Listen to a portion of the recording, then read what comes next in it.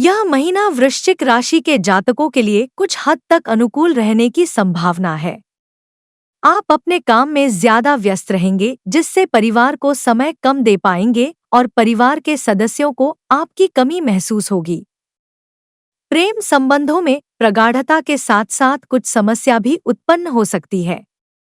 जबकि वैवाहिक जीवन बिता रहे जातकों के लिए यह महीना अनुकूलता लेकर आएगा।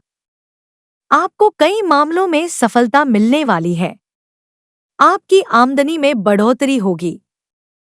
स्वास्थ्य समस्याएं हो सकती हैं। विदेश यात्रा का सपना पूरा होने का समय आ गया है।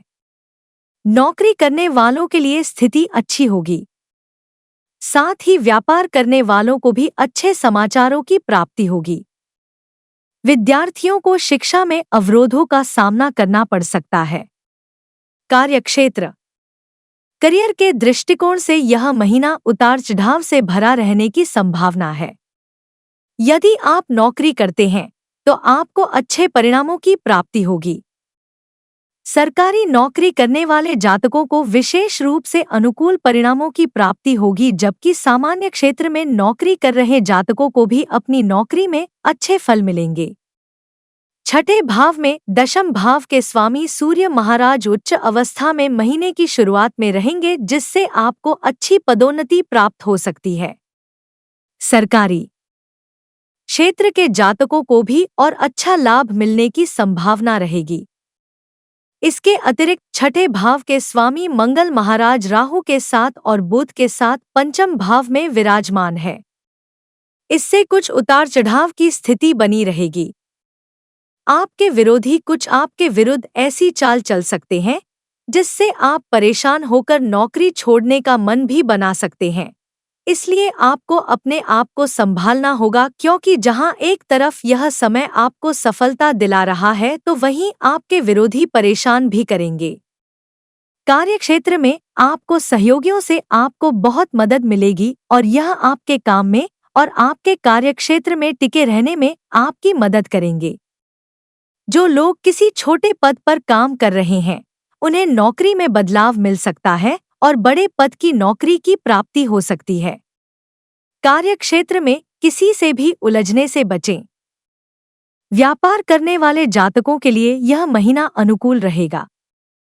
सप्तम भाव के स्वामी शुक्र महाराज छठे भाव में विराजमान होकर व्यवसाय पूंजी निवेश को बढ़ावा देने पर आपका ध्यान केंद्रित करेंगे। विदेशी माध्यमों से आपके व्यापार को फायदा होगा। महीने के उत्तरार्ध में शुक्र 19 मई को सप्तम भाव में आ जाएंगे। इससे व्यापार में और तेजी आएगी तथा आपका व्यापार खूब प्रगति करेगा। आर्थिक। यदि आपकी आर्थिक स्थिति को देखा जाए तो यह महीना आर्थिक तौर पर आपको अच्छी सफलता प्रदान कर सकता है। छठे भाव में उच्च राशि के सूर्य सरकारी क्षेत्र से भी धन लाभ प्रदान करने की ओर इशारा कर रहे हैं। इसलिए यदि कोई ऐसा मौका आपके हाथ लग रहा है तो उसे बिल्कुल भी हाथ से जाने ना दें और हर संभव प्रयास करें। आपको अच्छे से अच्छा और ज्यादा से ज्यादा लाभ मिल सकता है। दूसरे भाव के स्वामी देव गुरु बृहस्पति सप्तम भाव में बैठकर एकादश, प्रथम और तृतीय भाव को देख रहे हैं, जिससे व्यापार में भी अच्छा धंधा हो सकता है। निजी प्रयासों से और अपने भुजबल से आप धन अर्जित करने में कामयाब रहेंगे। एकादश भाव पर राहु, मंगल और बुध की दृष्टि के कारण एक से ज्यादा माध्यमों से आपको धन प्राप्ति हो सकती है। आपको सरकारी क्षेत्र से भी लाभ होने के योग बन सकते हैं। स्वास्थ्य। यह महीना स्वास्थ्य के दृष्टिकोण से कुछ उतार चढ़ाव से भरा रहने वाला है, क्योंकि पंचम भाव में राहु और मंगल जैसे ग्रह एक साथ बुध के साथ विराजमान रहेंगे, जो पेट से संबंधित समस्याओं को बढ़ा सकते हैं। इसलिए आपको उदर रोगों के प्रति सावधानी बरतनी चाहिए और समय रहते ही चिकित्सक से संपर्क करके इसके इलाज के लिए आगे बढ़ना चाहिए, नहीं तो यह समस्या बढ़ सकती है और आपको परेशानी का सामना करना पड़ सकता है। यदि आप पहले से ही किसी ऐसी बीमारी से पीड़ित हैं तो तत्काल डॉक्टर से परामर्श करें, विलंब ना करें। हालांकि अच्छी बात यह रहेगी कि देव गुरु बृहस्पति आपके प्रथम भाव पर दृष्टि डालेंगे और आपको मजबूती प्रदान करेंगे, जिससे आपके व्यक्तित्व में धीरे धीरे सुधार भी आएगा और आप तंदुरुस्त हो पाएंगे। लेकिन मंगल राहु का अंगारक दोष समस्या दे सकता है, इसलिए सावधानी रखें। प्रेम व वैवाहिक। यदि आप किसी प्रेम संबंध में हैं, तो यह महीना आपके लिए कुछ कमजोर रहने वाला है। राहु, मंगल और बुध जैसे ग्रह एक साथ आपके पंचम भाव में विराजमान रहेंगे। आप बहुत ज्यादा एक्सप्रेसिव हो सकते हैं और अपनी हर बात अपने प्रियतम को बताना चाहेंगे। इससे ज्यादा कम्युनिकेशन भी होगा और आपके प्रियतम के बीच बात बात में झगड़े की स्थिति बन सकती है, क्योंकि राहु मंगल अंगारक दोष का प्रभाव देंगे, जिससे आपके प्रियतम को कुछ चिड़चिड़ाहट और उनके व्यवहार में बदलाव हो सकता है। आप और आपके साथी दोनों को ही स्वास्थ्य में भी समस्या का सामना करना पड़ सकता है। इसका असर भी आपके रिश्ते पर पड़ सकता है, इसलिए आपको चाहिए कि उनकी हर संभव मदद करें और एक अच्छे चिकित्सक को दिखाने में भी उनकी मदद करें। किसी समस्या से पीड़ित हो रहे हैं तो बुध के 10 तारीख को पंचम भाव से निकल जाने के बाद स्थिति थोड़ी सुधरेगी। फिर भी यह महीना ज्यादा अनुकूल नहीं कहा जा सकता है। विवाहित जातकों के लिए अनुकूल समय रहने की संभावना है। देव गुरु बृहस्पति सप्तम भाव में ही विराजमान रहेंगे और आपको अच्छे निर्णय लेने वाला व्यक्ति बनाएंगे। आप अपने जीवन साथी के साथ अच्छा व्यवहार भी करेंगे, जिससे आपका वैवाहिक जीवन खुशहाली से भरा रहेगा। महीने की शुरुआत में सप्तम भाव के स्वामी शुक्र महाराज छठे भाव में सूर्य के साथ विराजमान रहेंगे, जिससे आपके जीवन साथी आपसे तरह तरह की चीजों की मांग कर सकते हैं, जो काफी महंगी भी हो सकती हैं और इस समय अहम भावना से ग्रसित भी हो सकते हैं। लेकिन धीरे धीरे इन परिस्थितियों में बदलाव आएगा।